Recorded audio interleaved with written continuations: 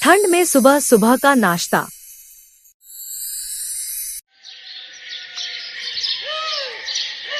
रामपुर नाम के गांव में राघव और उसकी मां सुशीला एक साथ रहते थे।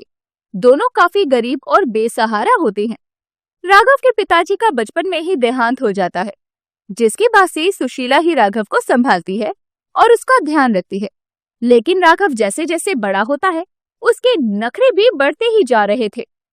ऐसे ही ठंड का समय होता है और जब वो हमेशा अपनी माँ से खाना बनवाता और खाकर काम पर चला जाता, उसकी माँ एक तरफ जहाँ उसे खाना बनाकर देती, वहीं दूसरी तरफ वो दोनों का पेट पालने के लिए खाने का ठेला भी लगाती, जिससे घर में रोजी रोटी चल सके।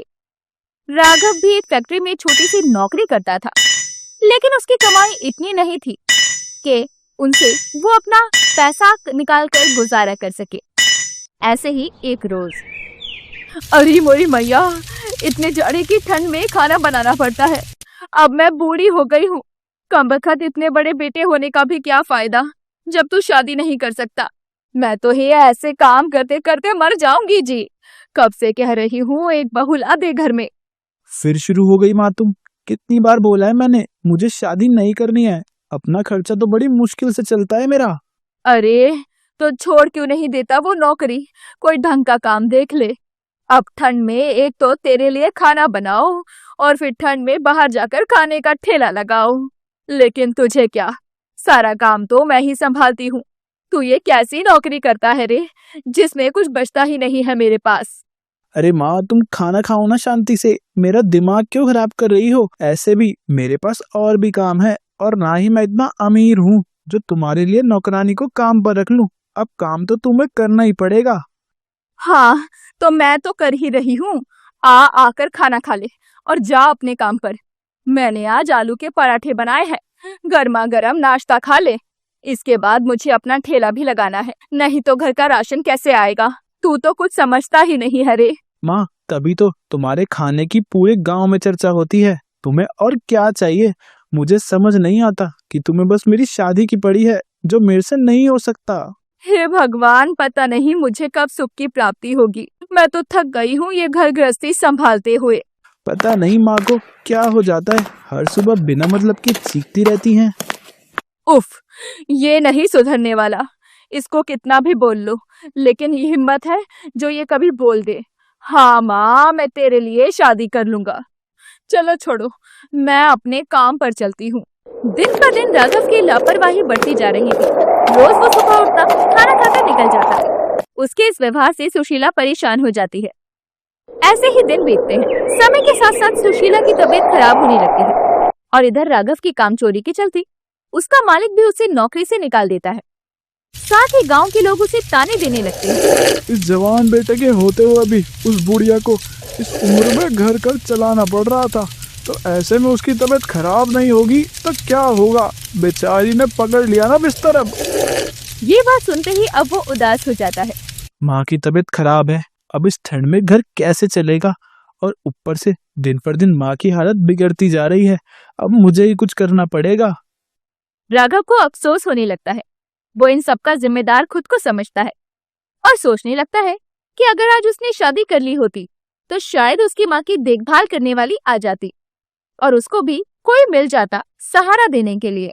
राघव ये सब सोच ही रहा था कि उसके दिमाग में एक आइडिया आता है, जिसके बाद राघव बोलता है, अब जैसा माँ मुझे हर सुबह नए नए तरीके के स्वादिष्ट नाश्ता बनाकर खिलाती थी और ठेले पर खाना लगाकर बेचती थी, वैसे ही मैं भी एक ठेले पर अपने ग्राहकों के लिए खाना बनाऊंगा और बेचूंगा। इससे मेरे पास थोड़े पैसे भी आएंगे और मैं अपनी माँ का इलाज करवा दूंगा। सुशीला अपनी बेटी की बातों को सुनकर मुस्कुराती है और बोलती है, चलो, मेरी तबीयत खराब होने का कोई तो फायदा हुआ, नहीं तो इसको समझ में नहीं आता कि जिम्मेदारी को क्या से निभाया जाता है। फिर राघव अपनी कमाई हुए पैसों से ठेले का सामान खरीदता है, जिससे वो खाना बनाने की तैयारी कर सके।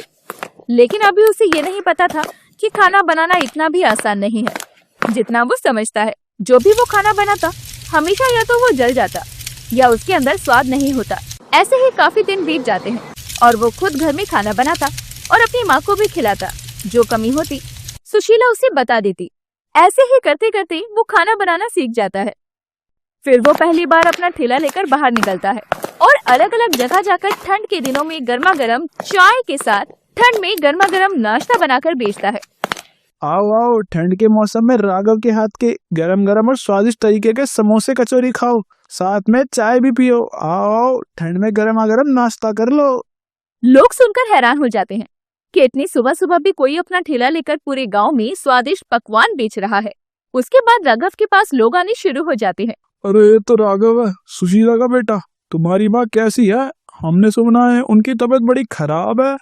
हाँ भाई, तुमने बिल्कुल ठीक सुना है, अभी भी थोड़ी तबीयत खराब है, इसलिए मैं आया हूँ आप सबको गर्मा गर्म नाश्ता करवाने। उसके बाद गांव के कुछ लोग आते हैं और राघव के हाथ के आलू के पराठे खाते हैं। लोगों को उसके हाथ का खाना काफी अच्छा लगता है और वो हर सुबह तैयार होकर कभी आलू के पराठे, तो कभी कचौड़ी, तो कभी समोसे, कभी पूरी सब्जी बेचने लगता है। वो हर दिन कुछ अच्छा और मजेदार बनाता जो लोगों को काफी पसंद आता। उसके ठेले पर अब और भी ज्यादा लोगों की भीड़ होने लगती है। ऐसे ही कई दिन बीत जाते हैं। फिर राघव की माँ यानी सुशीला भी ठीक हो जाती है और उसके साथ मिलकर रोज सुबह ठंड में खाना बनाती है। दोनों माँ बेटी मिलकर काफी ज्यादा तरक्की करते हैं और साथ ही साथ इस काम को करते करते एक ठेले को दुकान में बदल देते हैं। साथ ही राघव की एक अच्छी जगह नौकरी लग जाती है, जिसके बाद वो अपनी माँ के लिए उस दुकान में खाना बनाने और देने के लिए नौकर लगवा देता है। बेटा, अब तो तेरी नौकरी भी लग गई है और भगवान की कृपा से मेरा काम भी अच्छा चल रहा है, तो क्यों ना तू अब शादी कर ले, घर में प्यारी सी बहू लेकर आ जा, जिससे हम तीनों साथ मिलकर रहें। हाँ माँ, सही बोल रही हो आप, अब सब कुछ सही हो गया है। आपकी नजर में कोई अच्छी सी लड़की है तो रिश्ते की बात करो। इस बात को सुनकर सुशीला काफी ज्यादा खुश हो जाती है और दूसरे गांव की एक लड़की को पसंद करके सुशीला राघव की शादी रेशमा नाम की लड़की से पक्की कर देती है। कुछ समय बाद दोनों की शादी हो जाती है और सब काफी खुशी खुशी रहने लगते हैं।